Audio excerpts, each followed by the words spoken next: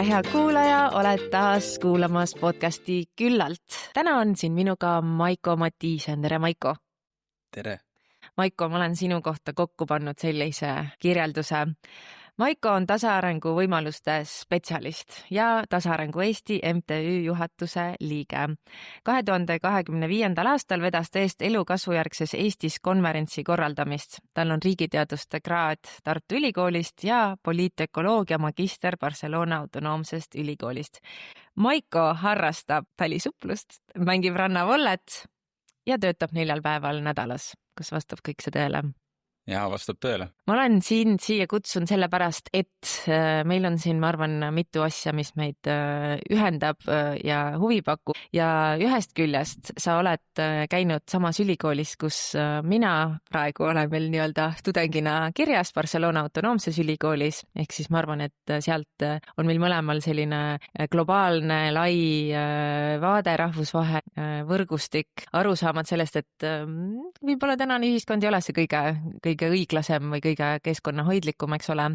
Ja siis teisest küljest kõik su tegevused siin Eestis, just selle konverentsi korraldamise eest vedamine, olime ühises tiimis, saime seda koos tehtud, eks ole, ja kõik see Eesti tasaarengu organisatsioonis olemine, selle nagu liigutamine suurematele siis nii-öelda lavadele võib-olla, kui niimoodi võiksin öelda, et siis ma arvan, et siit meie jutud saavad olla laiad ja sügavad ja ambitsioonikad.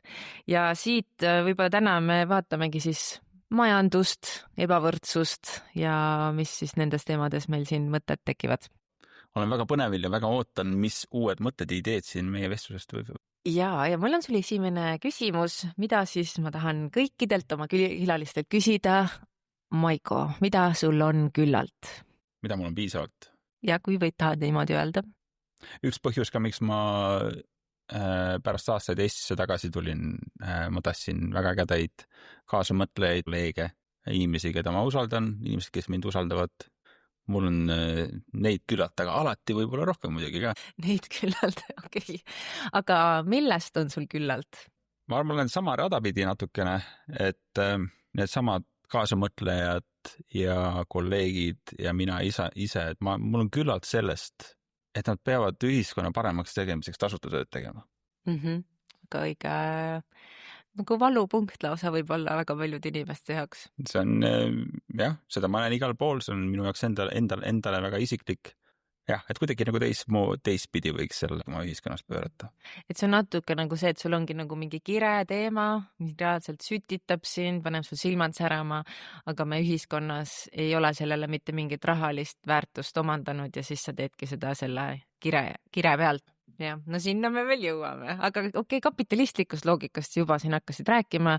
Sinu see taust, ma nüüd väga annan sellise lühi ülevaate, siis sa võiksid nüüd annab pika ülevaate, et paberil ja võib-olla siis ka reaalsuses see karjäär või töölugu on ju selline ilus, väga edukas, et sa olid ühes ettevõttes müügiinimene, olid selles väga hea, mitmes oled olnud, oled olnud selles väga hea, sa oled elanud mingit, ma ei teagi, kas luksuslikku elu, kõrgepalgalist elu ja siis täna sa üritad edendada Eestis mingeid muid teemasid läbi mittetulundusühingu, et kuidas sa jõuad sealt, et sa oledki, ma ei tea, mingites kõrgetes tornides elad umbes, fakte palun, kõrge sissetuleku pealt, et miks sa ei ole kuskil see taseme juht mõnes nendes ettevõtetes täna, et miks sa oled Eestis ja elad Tartus? No kõigepealt ma võib-olla peaks oma CV üle vaatama, et vana hea müügimehena, et õhurossid võib-olla paistavad liiga läikivana.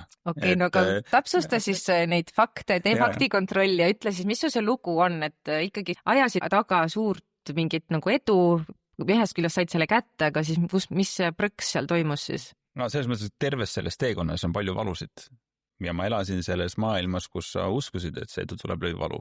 Ma kasvasin üles nii nagu paljud minu vanused 90-ndate Eestis on ju, kus oli ainult üks paradigma.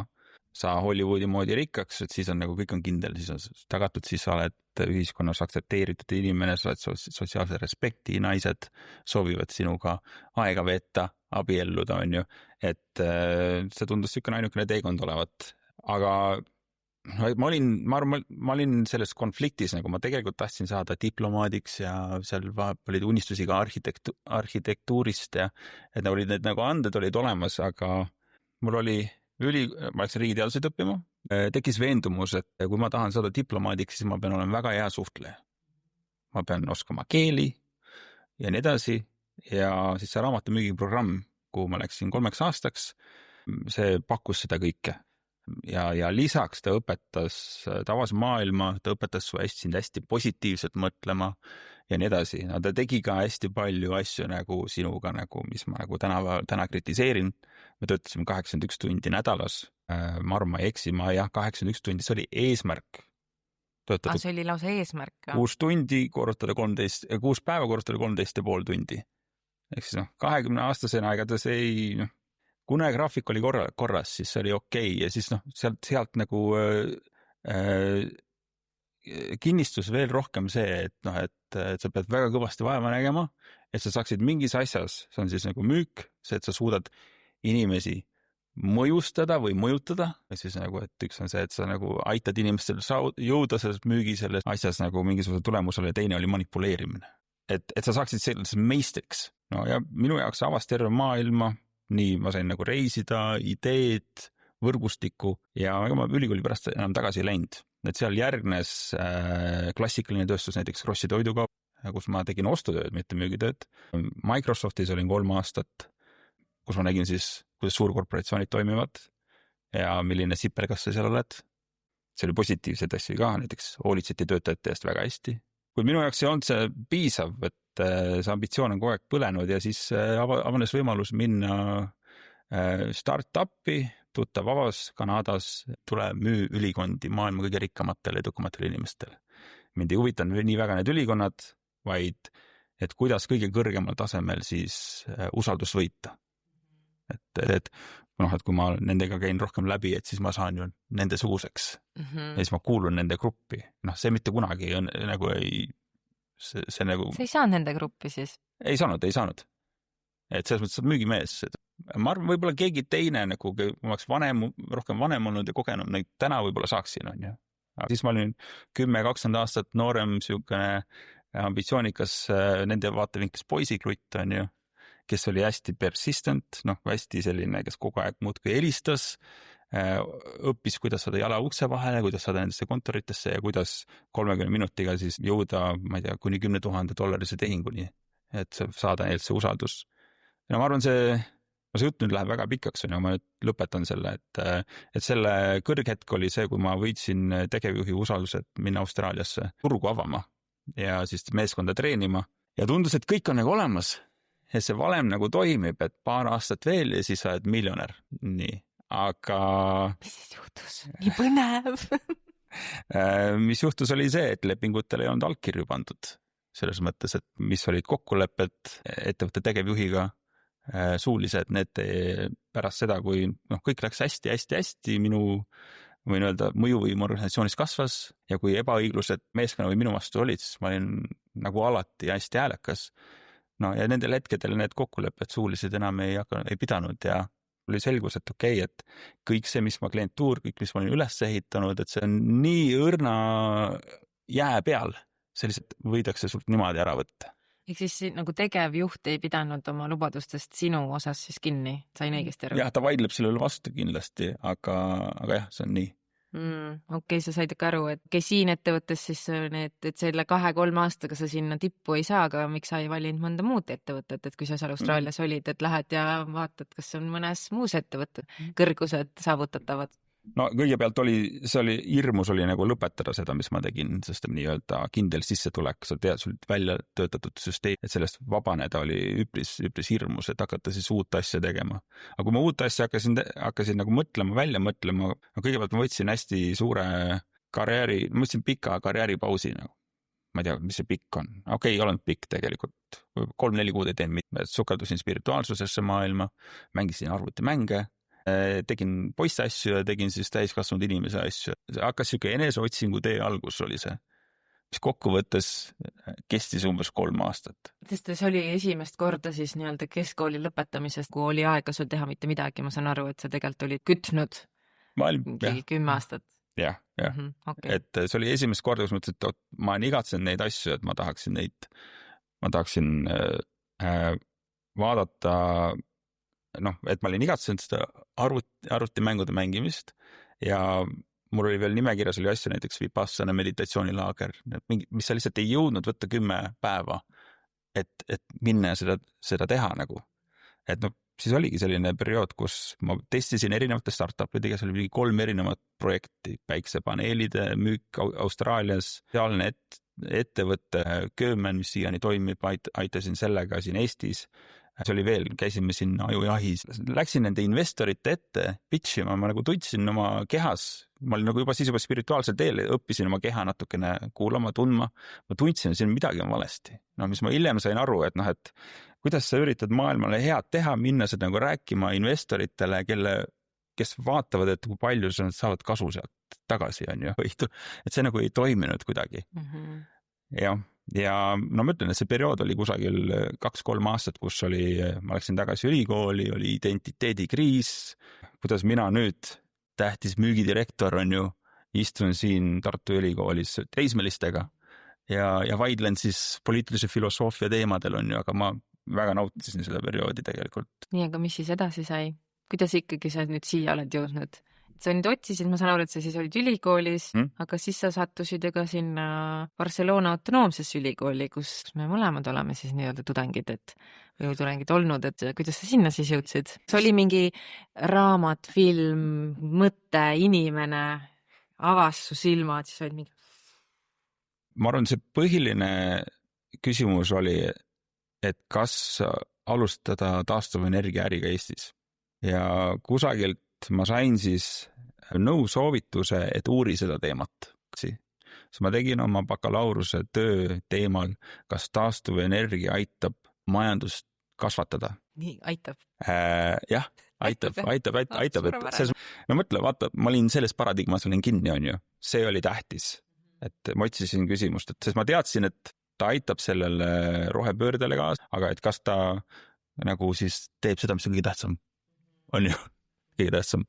Ja teisi tulemus oli, et jah, aitab, kuid kusagil seal 80-70% peal, kui ma seda bakalaureuse tööd kirjutasin nagu magistritööd põhimõtteliselt inglise keeles ja nii, et mul eesmärk oli minna Euroopasse õppima. Et siis ma vastasin, et mingid teadlased nagu Georgos Kallis, Federico De Maria, Giacomo D'Alisa ja nii edasi, Herman Daly räägid poliitökoloogiast ja siis tasaarengust. Praegu on külmavärinad.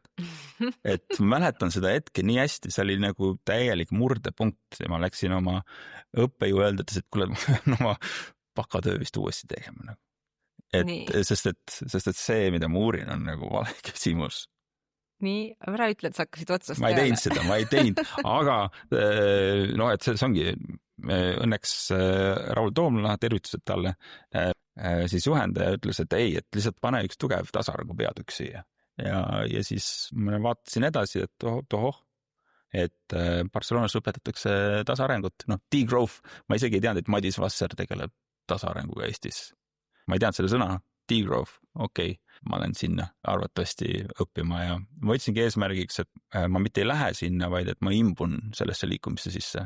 Ja minu see nii-öelda siis see karjääripaus, üliõpilase elu, tasaarenenud sissetulekult mingi 10-15 korda, see jätkus seal Barcelonas, et täielikult keskendusin materjalide läbitöötamisele, lugemisele, võrgustumisele ja kui oli vaja lõputööd teha, siis märkasin, et need samad inimesed, kes siis seda magistrikraadi seal organiseerivad läbi Barcelona autonoomse ülikooli see teadusagentuur, et nad tahavad jõuda järgmisel tasemele ja neil on vaja fundraiserit, rahastusotsijat. Ma siis pakkusin Georgos Kallisele ette, et kuule, et hei, et ma tean, kuidas seda teha nagu ühest küljest. Sai neid samu põhimõtteid siis rakendada uuesti ja nagu see valem toimib igas sektoris siis, et kuidas olla edukas müügimees või naine või müügiinimene. Selles mõttes, et kuidas ust avada, see toimib täpselt samad moodi. Isiklikud võrgustikud, tutvused, läbimõeldud email-kirjad, telefonikõned, jätta voice message'id inimestele, et sa oled nagu siiras ja päris, aga tegelikult mul seda palju lihtsam teha, sest et ma teadsin, et kaup on aus. et me tahame luua rahvusvahelist tasarengu mõttekoda, et võimestada globaalset liikumist nii Eestis, Barcelonas, igal pool ja et hei, anna palun mõni tuhat eurot oma miljonilistest varast selleks, et me saaksime alustada sellega, et me jõuaksime sellesse staadiumisse, kus me saame hakata grante küsima ja nii edasi. Ja noh, see oli minu praktika siis, see oli edukas ja käivitas ja nüüd täna ma tean, kui ma ise olen lihtsalt liige Research and Degrowth'is, nende aasta käive on üle 500 000 euro. Et noh, me alustasime seal kusagil hea kui 20 000 on ja hea kui 50 000 on ja nüüd see on kõik käima läinud. Ja muidugi see oli kõik meeskonnatöö. Et ma olin nagu selline väike süüke sütitaja, aga täielik team effort. Säde, mis siis pani teised ka põlema. Aga sealt Barcelonasse tegelikult tulid ära siis sellise tiitliga või mida, kuidas sul ennast meeldib kutsuda ja kuidas ma ka sind kirjeldasin, on siis poliitökoloogina. See sõna vist ei ole Eestis nagu niivõrd levinud ja ma tean, et sulle meeldib seda sõna nagu kasutada, aga kas sa oskad siis seletada, et mis see poliitökoloogia on? Ma saan aru, et meil on siin sõna nagu, kas siis on poliitika ja ökoloogia kokku pandud või on poliitikate kujundamine ja ökoloogia kokku pandud, et mis see siis tähendab? Selgita nagu lihtsalt ja arusaadavalt. Vähemalt selles tiitlite maailmas on ka mulle mingit tiitlit vaja ja see on see, kuidas seda kraadi kutsuti, et kutsutakse. Poliitökoloogia põhimõtteliselt on siis sotsiaalsete, poliitiliste ja majanduslike faktorite uurimine ja vaatlemine keskkonna probleemides, mõjudes, kriisides. Siis näiteks meie õpingutel me hästi palju lahkasime keskkonnaõigluse probleeme ja kuidas kogukonnad ja riik ja korporatsioonid omavahel heitlesid selle kaevanduse ümber, mis mürgitas. Ja kuidas need suhted siis käivad, kuidas inimesed organiseeruvad ja nii edasi. Jah, see on niisugune lühikene definitsioon. Aga siis siin ongi nii-öelda keskkond ja ikkagi võtame siia juurde siis majanduse, ühiskonna, eks ole, kultuuri lausa. Tekivad need mingid ristumiskohad ja täna me olemegi selles olukorras, kus meil on siis neid väljakutseid palju. Alustades siis sotsiaalsetest väljakutsetest, kus siis meil on eluaseme kallidus, eks ole, üldse elukallidus, inflatsioon. See on üks asi, kui me võtame konkreetselt siin Eesti või kas või Euroopa konteksti, eks ole, meil on keskkonnakriis, meil on siin majanduskriis, kus siis majandus ei taha väga hästi kasvada. Neid kriise siin on nagu järjest ajavad kõik üksteist nagu taga korraga, energiakriis, ärme seda, eks ole, unusta. Et siis ma saan aru, et poliitökoloogia üritabki siis uurida mida siis nende kontekstis, miks need juhtuvad või kuidas saaks teisiti, kus siit tuli? No me oleme hirmsa paja ees. Meil kasutada pitsa metafoori, see on lõikudeks seatatud maailma rikkamatele ühiskondale inimestele, neil on nagu enamus. Ja siis on väiksed nii-öelda need vaesemad, kutsutakse neid arengumaadeks, on ju, ühiskonnad, kellel on väiksed lõigud. Ja me nüüd oleme selle paratamatuse ees, kus looduse ressursid kahanevad, eks see pitsa väheneb kogu aeg. Ja kuidas me nüüd selle ümber jagame, selle väheneva pitsa piruka niimoodi, et ta on õiglane kõigi suhtes. Kõik tahavad jätta ja hoida seda, mis neil on ja rohkemgi.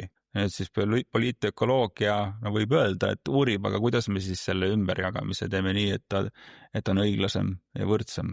Sest et need, kelle käes on suurem pirukas, nende käes on ka võim, nad teevad kõik selleks, ja arvatavasti nad hoiavad seda oma pitsatüki suurust ja võib-olla tahavad seda suurendadagi. Ja kui nad seda teevad, siis me oleme hirmsa ja väga hirmsas dystoopias. Mul siin 1000 mõtet. Kohe esitan sulle välja kutsuva mõtte, et selles, kui sa ütled sõna ümberjagamine, siis ma kujutan ette, et väga paljudel inimestel kohe sellega seostub Nõukogude Liit, sellel ajal kogetu ja sellega sa lähedki ka lukku, et mis mõttes, et nüüd kujuta ette, et sa oledki 23 ja selles eelmises paradigmas, kus sa teedki kõvasti tööd, teedki 81-tunniseid nädalaid ja siis ma tulen, ütlen sulle, et aga Maiko, meil on vaja ümber jagada sinu sissetulekvarad, et see tundubki ebaõiglane. Võib-olla me saaksime korra siin peatuda üldsegi sellele, et kas üldsegi on see maailm võrdsemana, õiglasemana võimalik ja kas see on üldse vajalik, et kas me peaksime üldse nagu mõtlema, et me oleme kuidagi kõik võrdsed, võib-olla see ongi niimoodi, et kuulge, ma olen tööd ja vaeva näinud, et näed, ma olengi nüüd siin kõrgel kohal ja kummardagegi mind. Et mis su mõtted siin on? No see on väga suur ja pikk teema. Mina 23-aastane on ju, kui ma mõtlen 16 aastat tagasi nüüd siis,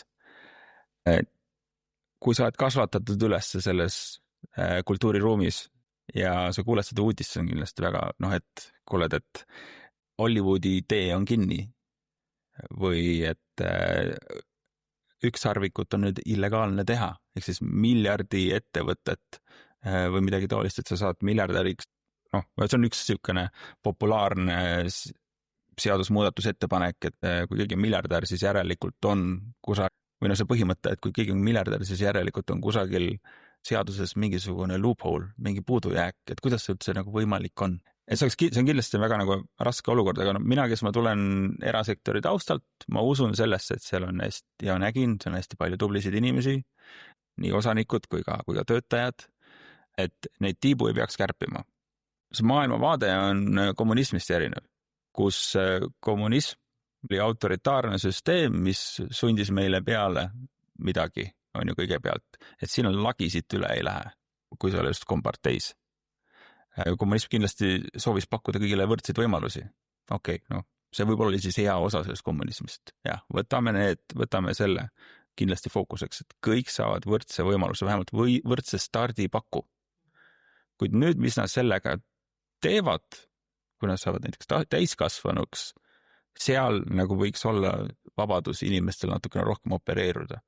Kuid see maailm, kus me täna elame, on neoliberaalne kapitalismi paradigma, mis on õpetanud, et sul peaks olema vabadus, liberalism, et sul peaks olema vabadus teha ükskõik, mida sa soovid. Kes kõrgharidust omadasid ja käisid selles loengus, teavad, et liberalism tähendab ka seda, et su vabadus lõpeb seal, kus ta hakkab teiste vabadust piirama. Seda osa ei jätnud keegi meelde. Siis võib-olla seal peaks keskharidusse viima või põhiharidusse, sest et kui sa hakkad teiste vabadusi piirama, siis see neoliberalism, mis ta tegelikult ka on liberalism ainult oligarhidele. Nendele, kes on seal nii-öelda, või siis kes on hästi lähedal suurettevõtete juhad. See ei ole liberalism ülejäänud maailmal ühiskond. Et väga pikale sellisele mitmel küsimusel väga selline võib-olla segane mitme nurga pealt nagu vastan. Siin nagu parafraseerides või lisades oma mõtteid, selline varade ümberjagamine just sellises liberalismi kontekstis ongi täpselt see, kus hästi lihtne on vastu seista ja just öeldagi, et valu ja vaeva ja nutu ja pisarate ja verega on tulnud need varad, eks ole, aga me peame siin ka eristama erinevaid varasid. Kui me mõtlemegi, meil on olemas sissetulekud ja sissetulekud selles suhtes on, meil on Eestis ka seda sissetulekute ebavõrdsust, eks ole, aga meil on ka tarbimine selles suhtes ka, mille kaudu saab ka tekkida ebavõrdsus ja siis meil on varad. Ja Eestis, siin Eesti Pank avaldab neid uuringuid, eks ole, et mis on Eestis siis varade jaotus. Siin ma arvan, et ma praegu ütlen sulle siin 2021. aasta andmeid. Varade osas me väga ilusti selle 30 aastaga põhimõtteliselt, et me imiteerime või oleme täpselt sarnases varade jaotuses, nagu on siis klassikaliselt maailmas, kus siis 5% kõige varakamaid omavad umbes 48% varadest, mis on siis pool vara, nagu pooled, ja siis 10% kõige varakamatest omavad 60% varadest. Ja minust väga huvitav on see, et 20% kõige vähem varakaid, tead, kui palju varasid nad omavad nagu kumulatiivselt kokku? No sa oled optimist, 0,4%. Ja mõtlen nüüd seda, palju on 20% Eesti inimestest ja ma toon sulle selle ka, et 13% kõikidest leibkondadest, see on 2021 aasta andmed, on nende netovara negatiivne, ehk siis nende kohustused on suuremad kui see, mida nad tegelikult omavad.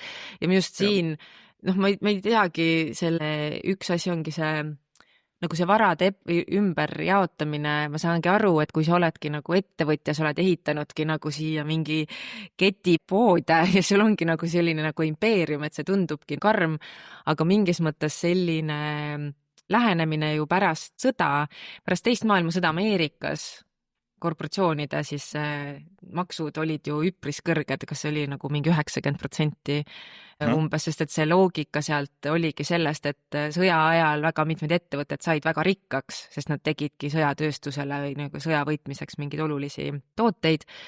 Ja siis selleks, et seda nagu ebavõrdsust siis nagu vähendada, siis ettevõtetele pandi väga suured maksud. Ja praegu mina siin kõige oma selle statistika siin taustal lihtsalt mõtlengi seda, et kas sa oskad nagu ette kujutada või aimata, et mis see teekond siit edasi on, et kui me jätkamegi niimoodi, et jõukad saavad järjest jõukamaks, et sest jällegi, kui sul on juba mingid vara, et sul on lihtsam seda vara akumuleerida edasi, kui nullist üldsegi mingi vara omada, ehk siis esimese korteri ostmine on alati hästi raske, aga teine, kolmas, neljas sealt edasi on tegelikult nagu lihtsam, eks ole. Mis meie Eesti perspektiiv on nüüd, ütleme 30 aastaga me oleme sellise ebavõrdsuseni jõudnud, kui need varad edasi kui varad edasi akumuleeruvad, siis kuhjustuvad, siis kuhu see jõuab? No me jõuame kõige suurema riigi julgeolekuohuni. Milleks on tõenäoliselt polariseerumisest, suurest vastandumisest tingitud klasside vaheline viha. Ajaloos oleme seda korduvalt näinud ja ega rikkamad 1%, 10% nad teavad ka, et nad peavad piisavalt jagama laiali selleks, et Ants käiks rahulikult tööl ja pere ema Mari kodus jumala eest poliitiliselt ja organiseeruks ja ei hakkaks vastu töötama, on ju. Kuhu me jõuame on see koht, kus inimestel on piisavalt valus, et nad aktiviseeruvad poliitiliselt. See ei ole nagu see ideaalne stsenaarium, kuidas me tahame, et süsteem muutuks või et me hakkaksime liikuma selle poole, kus kõigil on ühiskonnas on hea võimalus. Aga kui niimoodi jätkub, siis võimalik, et see on see tee. Aga siin raamatust Capitalism Realism, mis autori nimi oli? Mark Fisher. Tema mõte jäi mulle väga kõlama, et kõige hirmsam on see, et kui viletsustumine ühiskonnas toimub nii aeglaselt, et sina ja mina nagu lihtsalt tajume seda hästi vähekene niimoodi, et me ei aktiveeru poliitilise inimesena. Kui ma räägin poliitilist inimest, siis ma ei ütle, et nüüd ma lähen sellesse erakonda või sellesse erakonda. See tähendab seda, et ma hakkan kaasa rääkima, kaasa mõtlema. Ma arvan, see on see tee. Võib-olla, see on isegi hea uudis. Üks asi, millest minu arust tihti ei räägita, et me jällegi nagu oleme harjunud, ongi, et meil ettevõtlus on riigi selles suhtes nagu maksubaasi alus, eks ole, töökohtade alus ja nii edasi, et me ei ole siin, et me ei ole selle vastu, eks ole, aga ütleme näiteks suurkorporatsioonide kontekstides, millest meil nii palju, mida meil ei avata ja ei räägita, on ka see, et mille arvelt tegelikult need ettevõtted edukaks saavad. Ja kui me võtamegi ma ei teagi, võtame näiteks siin Apple'i, eks ole, et kuskil kaevandatakse haruldasi muldmetalle mingi keskkonnakahjude tagajärjel, kus sul jällegi, millest ka ma arvan, et inimesed ei tea seda väga palju, kui palju on riike, kus lapsed käivad kaevandustes tööl $1 eest päevas. Ehk siis minu arust meil oleks vaja ka mõista seda, et jällegi, kui mõni ettevõte on näiteks vastu sellele, et tõsta miinimumpalka, siis sa ju tegelikult kasutad ära odavat tööjõudu, et maksimeerida enda kasu. Ja samamoodi, kui sa mõtledki, et sa ostad kuskilt sisse kõige odavamat toorainet, siis sa jällegi ju kasutad ära kuskil kedagi, et maksimeerida enda kasu.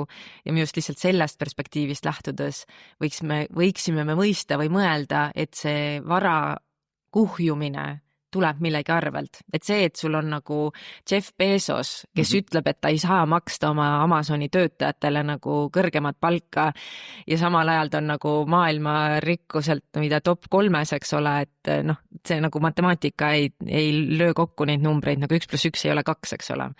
Et seda pilti võiks ka natukene üldiselt ühiskonnas mõista, et kui palju kasumi tagaajamine tegelikult tuleb millegi arvelt ja tihti see on inimesed, ressursid, keskkond. Jah, tehnoloogia, kapital, see tehnoloogia arenguga on see probleem, et vähemalt enne tehisaru sai selle kohta öeldi, et see, kui palju tuleb investeerida selleks, et saada jälle tehnoloogilises arengus nagu see konkurentsieelis teiste ees, et need investeeringud nagu läksid väga-väga-väga suureks ja see areng nagu või see konkurentsieelis tekib väga-väga väike. Ehk siis, et mis siis muud üle jääb?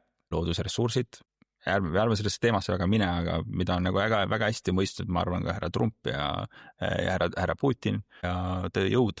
Noh, ja siis see lootuskiir, mida Elon Musk nagu räägib nagu pooltasaarängliku unistusena, et me ei pea varsti enam tööd tegema, sellepärast et robotid hakkavad seda meie eest tegema, sellesse ei tasu uskuda.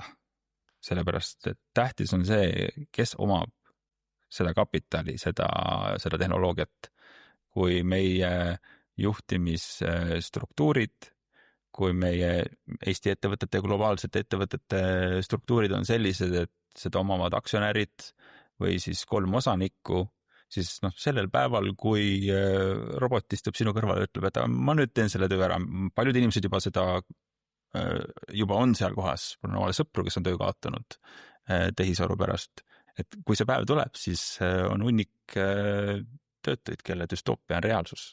Me alustasime sellest, et ma loetlesin ette mingi portsu kriise, mis siis endal hakkas ka natuke halb, et selles suhtes, et meil siin ju meedias ka me kuuleme kogu aeg neid hästi palju kriise ja siis erinevad arvamuste avaldajad nagu võimendavad neid ja mul on tunne, et üldiselt iseendalgi, olles isegi tegelikult aktiivne mõtleja, lahtimõtestaja, koolitaja siin peab nagu neid teemasid inimeste aeg-ajalt avama, et siis endalgi on vahest siuke, et no ei jaksa enam nagu mõelda, ei jaksa, ei huvita, mis mingid maavarad hakkavad kuskil ligipääsematuks saama, no ei huvita absoluutselt, tahan lihtsalt ellu jääda, tahan oma elu elada, tahan, et mul oleks tervis, et mul oleks sissetulek, et ma saaks süüa osta, siis mu küsimus sulle on, et kõikides selles kriiside, selle raskuste, segaduse rägastikus, miks üks inimene peaks tegelikult nagu huvi tundma selle vastu, et kus need kriisid tekivad? Sest kursi muutus ei ole muidu võimalik. Kui inimene ei muutu poliitiliselt aktiivseks, ehk siis, et kui ta ei alusta kaasarääkimist, kui ta ei informeeri ennast nendel teemadel natukenegi, kui ta ei organiseerumise all, ma mõtlen, käib läbi kogukonnaga, võib-olla korteriühistuga, naabritega, sarnaselt mõtlevate inimestega, sest sealt tuleb hästi palju positiivsust, see on see, mida me liikumistes ka kogeme, et inimestega saad kokku, saad rääkida järsku, kõik on maha laetud, parem tulevik on võimalik, üksi kusagil doomscrollid neid maailmalõpu uudiseid, see ei ole väga tervislik tegevus. Aga kui ei ole aega, ei ole huvi, no ei jaksa. Mul on vaja lapsed toita, kasida, süüa teha, majapidamist hoida, no ei jaksa lugeda uudiseid, veel vähem jaksan minna korteriühistusse inimestega jaurama. Et kus see nagu huvi aeg võiks tekkida, sest jällegi kultuuriliselt Eestis, meil on täna ka ametiühinguid ja on ka olnud esimese vabariigi ajal ja on olnud inimesed ju aktiveerunud, sest et muidu meil ei oleks oma riiki, aga täna tundub, et kõik on kuskil mingis kiiruses, mullis, mingis kohas, kus pigem on lihtsam olla oma kookonis ja mitte sekkuda, sest et jällegi internetiaastul sa võid ka väga peksa saada ja nii-öelda tavainimene tahab privaatsust, ei taha peksa saada internetis võhivõõraste käest. Võib-olla mitte sinna internetti minna siis. No võib-olla ei peakski minema, aga korteriühistu koosolekul võib ka vaimselt peksa saada. See korteriühistu näide, see kõigest näide on ju. Kus see huvi võiks siis tulla, et mõeldagi, et okei, et ma leian endast selle grammi jaksu, et kuidagi ennast kurssi viia sellega, et see ei ole minu süü, et ma ennast halvasti tunnen? No kõigepealt, ma saan rääkida oma kogemusest ja samas ma nagu pean tõdema, et minu kogemus oli privilegeeritud. Mul oli turvavõrke, oli piisavalt, et ma kõigepealt jõudsin elus sellisesse kohta ja ma olin loonud turvavõrgud selleks hetkeks, et ma sain selle muutuse läbi viia.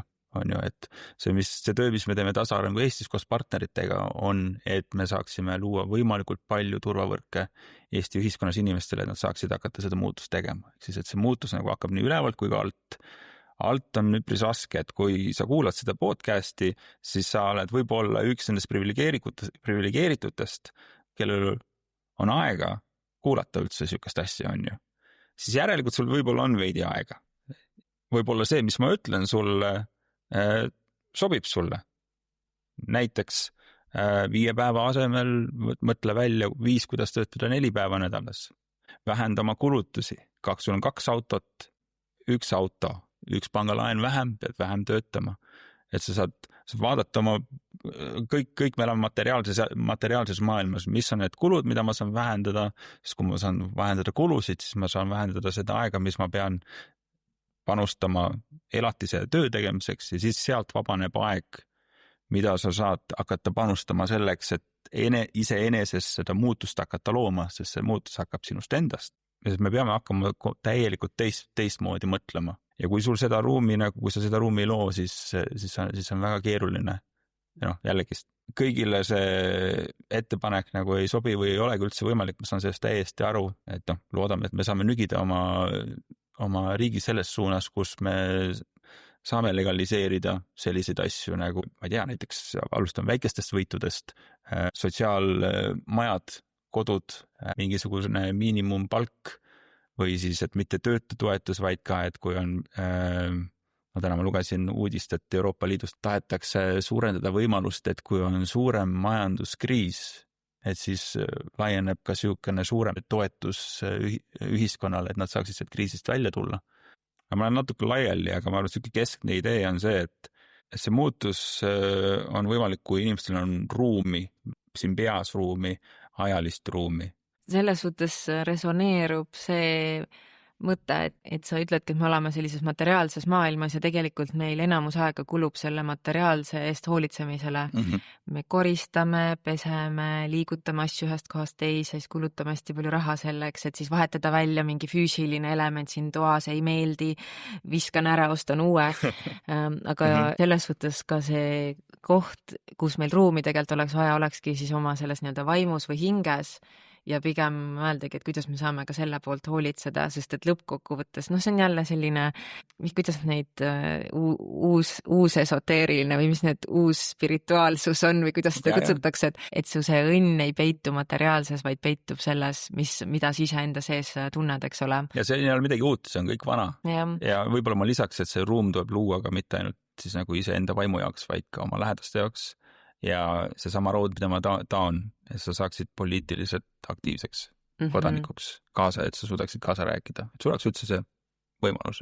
Ja üks asi, mis siin üritasin siin keerulistele küsimustele vastama panna, et aga miks me üldsegi peaksime hoolima, siis ma olen seda iseenda jaoks ka mõtestanud niimoodi, et kui jällegi me ajalooliselt vaatame ja ma kusjuures tegin seda katsetust ka isegi oma mingil ülikooli kursusel tudengitel, palusin neil võtta siis ChatGPT ja küsida ChatGPT-lt, öeldagi, et sina oled nüüd mingi ajastu talunik või kodanik, mis iganes selle rolli sa valid, ütledki ChatGPT-le, et ole nüüd 1850 nagu mingi inimene, kes elab sellistel aegadel.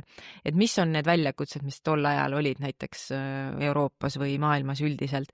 Ja siis palusingi neil proovida erinevate ajastute kohta seda küsida, et ChatGPT oskab päris hästi teeselda nagu neid teisi inimesi ja ajastuid. Mida ma tahtsin neile tõestada, on see, et alati loetles ette, et oli näljakriis, olid sõjad, mingid 100 asja nagu juhtus alati samal ajal. Ehk siis alati sul need inimesed pidid toime tulemagi väga mitmete ootamatustega, kas oligi halb vilja-aasta, toimus sõda, toimus midagi muud, oli erakordselt külm, talv ja nii edasi. Seda ma olengi enda jaoks nagu lahti mõtestanud, et miks mina näiteks tahan siin olla aktiivne nende teemadega tegeleda ja neid lahti mõtestada, ongi just selle perspektiiviga, et see on meie, nagu see on praegu elavate inimeste väljakutse ja nende lahendada. See ei ole mingi tuleviku generatsioonide lahendada, vaid see on praegu reaalselt kollektiivselt, meie kõik, kes me oleme elus, meie oleme siin, kes me peame selle ära mõtestama ja lahti tegema, sest samamoodi meie vanemad, vanavanemad pärast teist maailmasõda olid nemad selle ees, et me peame nüüd uuesti midagi üles ehitama, me peame koristama ära need maha pommitatud majad. Enne seda sul on sõda, sa oledki mingid ma olen nüüd sõjas, eks ole. Ja täna sul on miljardeid inimesi, kes on erinevatest sõdadest mõjutatud. Aga et lihtsalt see mõte, et miks mul on siin nüüd raske, et miks ma ei saa elada lihtsalt seda priiskavat elu, et siis mingis mõttes ei ole keegi seda saanud teha, vaid seda ongi saanud võib-olla teha seda 1%, mille poole me tahame püüelda, aga tegelikult me kõik ei saa olla see 1% ja pigem peaks seda 1% veel vähem ka olema. No mis ma siin kaasas on mõelda ja öelda, et jah, tõesti, igal ajahetkel on omad probleemid. Meil on tänase ajahetkel probleemid. Igal ajahetkel on inimesed, kes suudavad nendest probleemidest olenemata jääda positiivseks, isegi kui nad ei ole selle 1% sees. Et see on natuke taga mindset. Kuid praegune aeg on eriline selles mõttes, et seda klassisõda ja seda rikastumist ja majanduskasvu värki sai võib-olla nagu täitsa süümepidama vabalt, mitte täitsa süümepidama vabalt, aga suht vabalt teha 19. ja 20. sajandil ja nii edasi. Meie oleme sellisel teelahkmel, kus kui sama tempoga edasi paneme, siis väga halvasti läheb kõigil. Loodusressursid on väga, väga halvas seisukorras. Ehk siis selles mõttes on praegune ajahetk minu jaoks eriline või teissugune.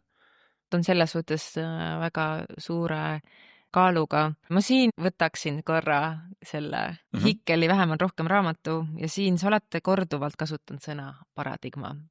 Ja siin raamatus on ka üks lõik, mis räägib Charles Darwinist. Ma loen selle ette ja ta on selles suhtes huvitav, et jällegi me unustame seda ajalugu nii kiirelt ja lihtsalt ja meie jaoks tekibki mingi uus reaalsus, aga me ei tea seda, et mis läks selleks, et see saaks üldse tekkida. Ehk siis see lõik kõlab selliselt. Teaduse ja kasvuismi, ehk siis ma arvan, see kasvuism on siis growthism inglise keelest, eks ole, eestistus. Teaduse ja kasvuismi konflikti üle mõtiskledes ei saa ma jätta meenutamata Charles Darwinit. Nagu sissejuhatuses mainisin, esitasid Darwini avastused evolutsiooni valdkonnas tema aja valitsevale maailmavaatele nii radikaalse väljakutse, et üldsusel oli neid peaaegu võimatu aktsepteerida. Selleks, et näha inimesi mitte Jumala näo järgi looduna, vaid mitte inimestest põlvnenuna, oli vaja täielikku paradigma muutust. Midagi sarnast toimub ka praegu. Ökoloogia teadus nõuab, et me õpiksime nägema inimese majandust mitte ökoloogiast eraldiseisvana, vaid sellesse põimituna. See esitab radikaalse väljakutse domineerivale maailmavaatele ja kapitalismile endale. Aga selle asemel, et tõendusmaterjali aktsepteerida ja oma elukäsitlust muuta, hakkavad need, kes püüavad praegust süsteemi säilitada, hoopis välja mõtlema keerukaid alternatiivseid teooriaid, mis selgitavad, et meil pole vaja kurssi muuta, et me saame globaalse majanduse kasvatamist lõputult jätkata ja kõik saab olema suurepärane. Mis mõtted sul tekivad? Ma ise kohe vastan enda küsimusele ka, et ma olen tunne, et me oleme väga selles, kus väga suur inimesi leiab, et tuleb kinni hoida 10 võimaliku küünega sellest, mis praegu on ja igasugune muutus. Ja ma isegi ütleks, et igasugune alternatiivi, kas või nagu selle mõtte loomine ja selle väljaütlemine on juba see, et sa oled põlu all selles suhtes, et kohe saad peksa, kui julged isegi mõelda, et kuulge, mis oleks, kui kuskil oleks vähem ebavõrdsust või kellegi ärakasutamist, siis juba oled halb tegelane ja tõenäoliselt ikkagi oled ka, tahad tagasi Nõukogude Liitu. Jälle toon selle välja, aga see on Eestis selline ilus argument, millega kõik mõtted ära killida, tappa, ilma et mõte sündida saaks. Aga vasta ka vahepeal. Ei, no tore on kuulda sinu mõtteid, et eks neid on siin vahepeal on olnud veel neid etappe, et et must mees on ka võrdne meiega. Või naised võivad ka hääletada. On ju. Et privileeg. Ja ma arvan, pool sajandit hiljem tänases päevas, kui sina, mina oleme seal oma 80-ndates, mina 90-ndates on ju, et siis generatsioonid vaatavad tagasi, et mis nendel inimestel viga oli, miks nad sõid loomi, miks nad nagu hoidsid inimesi orjastuses või et mis nad ei lasknud neil lihtsalt vabalt olla, teha südames seda, mida nad tahavad, on ju. Vaatame tagasi sellele etapile siin, kus me täna oleme. Lihtsalt ei saa aru. Meie, sina ja mina saame seoses võitlusest. Kuid mulle meeldiks ka nagu mõelda või ma nagu tunnetan seda, et me oleme jõudnud natukene sellisesse faasi, kus enam ei naeru vääristata, vaid et võitlus alguses on, sind ei kuulata, siis sind hakatakse tühistama ja siis hakatakse siin nagu võitlema või mürama.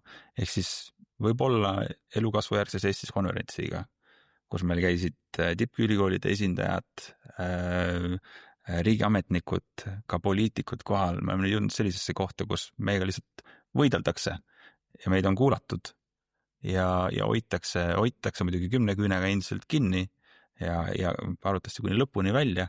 Aga loodetavasti mõned nendest me suudame nagu ka panna kuulama, et kuule, et päriselt ka, et sinu korporatsioon, et kui selle nagu juhtimisstruktuuri natukene muuta, kui vaadata, et kuidas ökosüsteemidega nagu olla rohkem tasakaalus, kuidas kogukonnaga rohkem hoida sind sidusana, et kui see ökosüsteem, kui meie loodus ei suuda sulle seda tarneahelat enam täita, siis selleks hetkeks saad kohanenud ja saad kestlik, palju kestlikum, sul on võimalus jääda ellu, selle asemel, et selles globaalses neoliberaalses kapitalismis võidelda, kuni sind ükskord see suur korporatsioon lihtsalt välja ostab või välja sööb turult. Võib-olla ma olen täna väga hästi maganud, aga ma näen positiivsust siin. Mulle selles suhtes tuli ka meelde, just hiljuti nägin ühte sellist, ma arvan, mõne sellise keskkonnaaktivisti Instagrami kontolt sellist pilti, mis ütles ka, et isegi ma mõtlen, kuidas ta ütles, et kuidagi, et kui me ükskõik need tegevused, mis me teeme selleks, et kliimamuutuste ja kõikide nende kriisidega võidelda, et isegi kui selgub, et neid pole vaja, siis me jätame maha ühiskonna ja looduse, mis on puhtam, õiglasem, rõõmsam, õnnelikum, et siis kas need muutused olid halvasti või kas me ei oleks pidanud neid tegema. Et see mõte ka tegelikult toetab selle koha pealt, et iga organisatsioon nii Eestis kui globaalselt, kes võitleb millegi eest, olgu ta metsa eest, olgu ta CO2 heitmete vähendamise eest, teistsuguse ühiskonna põhimõtete toimimise eest, eks ole, meil on vaja mõista, ükskõik kui kriitilised me oleme ja me oleme ise ka ju kriitilised oma mõtete ja soovide suhtes, et meil on vaja mõista, et need soovid tulevad heast kohast luua rohkem rõõmu ja võimalusi ja heaolu laiemale ringkonnale. Sest jällegi nagu see statistika Eestis, kui palju on absoluutses suhtelises vaesuses inimesi, kui palju on seal lapsi, energiavaesuses inimesi, et see on murettekitav ja selles suhtes ma saan aru, et me ei saa vaadata otsa riigile ja öelda, et riik anna nüüd kõikidele neile inimestele toetust, sest see ei ole ka nagu võib-olla see lahendus ja see on võib-olla ühekordne lahendus, mis hetkeks aitab su kuskilt välja, aga süsteemi mõttes jääb meil alati olema vaeseid seniks, kuni on meil selline süsteem. Ma toon näite. Mul on väga armas sõber, saan tervitused Jörgenile, kellega meile Tallinnas olime. Ta ütles, ta ei ole Tallinna bussijaamas käinud umbes 4-5 aastat. Elus heas kohas, edukas ettevõttes, edukas töötaja. Ta ei satu sinna bussijaama. See on okei, aga saada mind siis bussijaama. Saitis mu bussijaama ja ma rääkisin talle, tead, ükskord ma olin siin vara hommikul, siin täitsa kell 5 hommikul üks naisterahvas magas pingi peal lihtsalt normaalse välimusega. Mis sul võib selle inimese põhjus olla, et ta siin on? Seal oli inimese ja ma ei räägi inimestest, kes nagu on pruukinud alkoholi liiga palju, vaid nad nagu kusagilt tulid, oli kusagil minemas ainult kell 4-5 hommikul kusagil olla. Ja samal hetkel tuleb üks noormees läheneb meile ja ütleb, et ja tal ei ole kodu, tal ei ole kohta, kus olla. Ja et kas me saaksime talle hot-dogi osta. No siis mu sõber läks ja ostis talle hot-dogi, on ju, aga et on märkimisväärne osa meie ühiskonnas, kes ei märka, et päris paljud meist on täitsa kõrvale jäetud nagu rongist maha. Et kas see on see ühiskond, kus me tahame elada, kus on väga vähe inimesi, kellega sa saad oma mõtteid jagada. Sellepärast, et neil ei olnud seesama hea platvorm, kus nagu siis oma, ma ei tea, intellektuaalsust ja nagu maailmavaadet nagu arendada. Või siis see muu privileeg. Ja või muu privileeg või et me ei julge oma 10-aastaseid lapsi niisamagi kooli minna. Ma ei tea, kas see isegi seaduslikult siin nagu lubatud on, et Hispaanias on illegaalne, et alla 14-aastane laps või alla 13-aastane laps nagu läheb kooli ja tuleb tagasi näiteks. Üksinda siis? Üksinda, jah. Aga siit praegu mulle tundub, et sa ei usu seda ütlust, et igaüks on oma õnne sepp. Ta on ja ei ole. Nii, ava oma mõtted. Aga tegelikult ma kordan oma mõtteid, et kui sul ei ole turvavõrku, siis sa ei saa seda õnne luua. Kui sul turvavõrk puudub, siis sul ei ole võimalus elus jõuda sellisesse kohtadesse, kus sa saad vajaliku info selleks, kuidas kasvada üles õnneliku, teadliku, targa inimesena. Et sul ei ole mentorid elus, võib-olla, sest su vanemad kogu aeg töötavad või neil on muud probleemid või sul ei olegi vanemaid.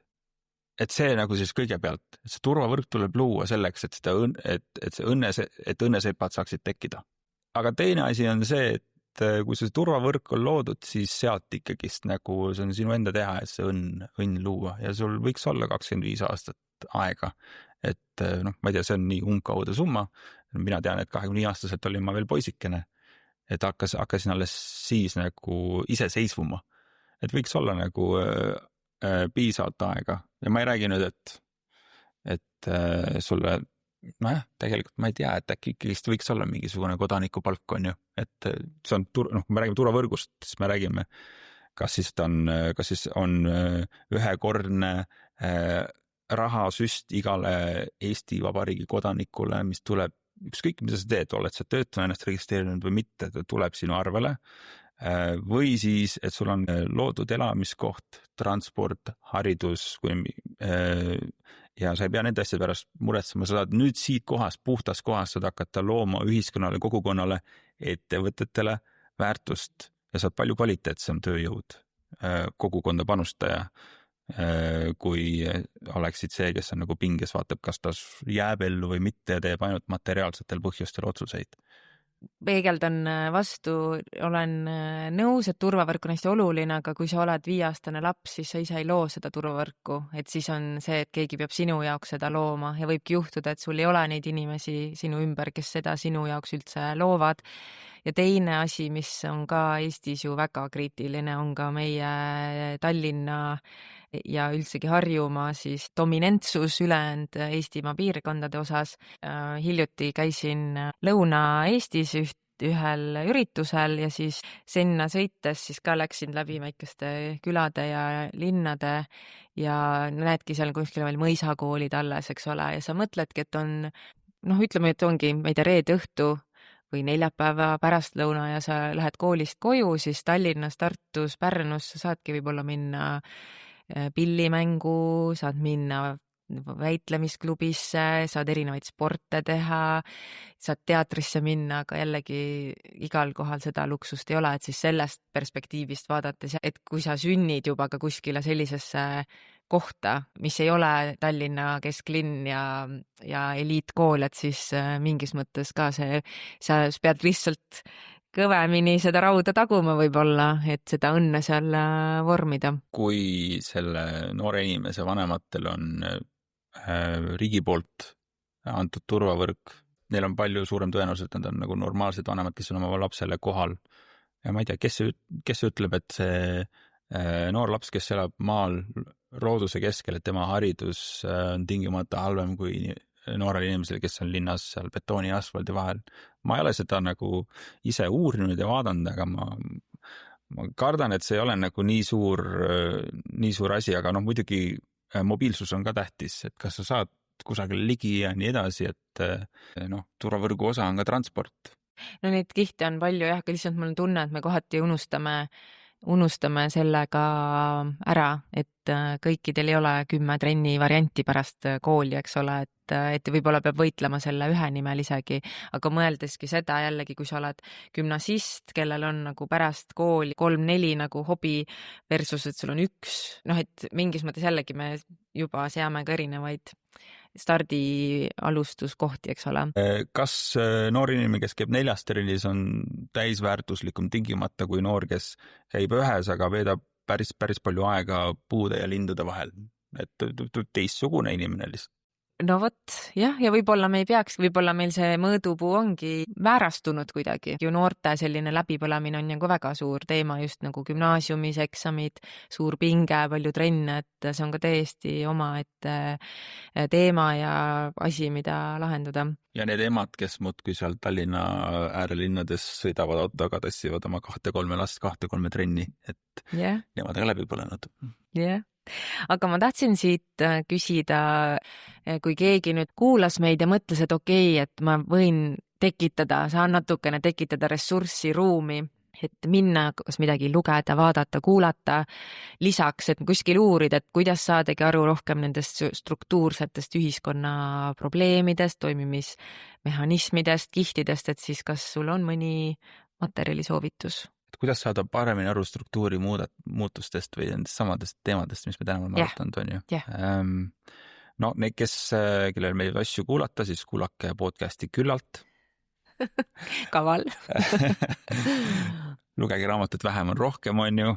Tegelikult seda raamatut soovitan väga-väga soojalt. See selgitab suurepäraselt ära, on ju.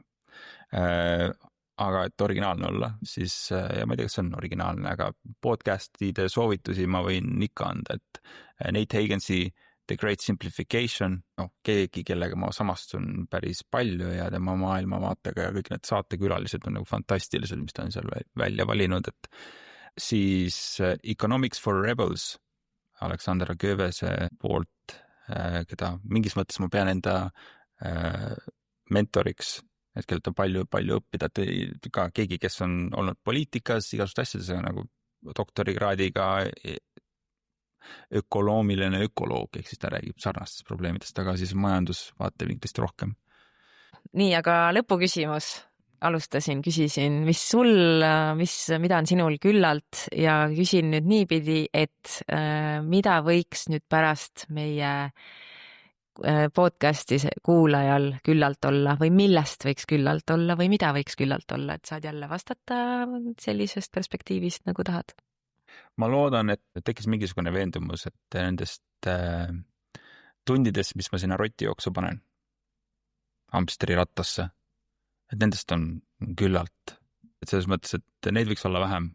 Et oled sa vabakonnas, oled sa riigisektoris, oled sa erasektoris, tööta vähem, kui sa saad, kui on võimalik, kui sul on see privileeg, luksus ja avasta, kui palju ägedaid mõtteid ja uusi väärtusi tood sellega iseenda ellu ja ka sellesse samasse töösse, et produktiivsus ei kuku niimoodi, vaid sinu see teadlikkus ja sinu motivatsioon suureneb. Aitäh, Maiko, väga põnevad mõtted ja sinuga oli väga tore vestelda. Aitäh, et sa tulid.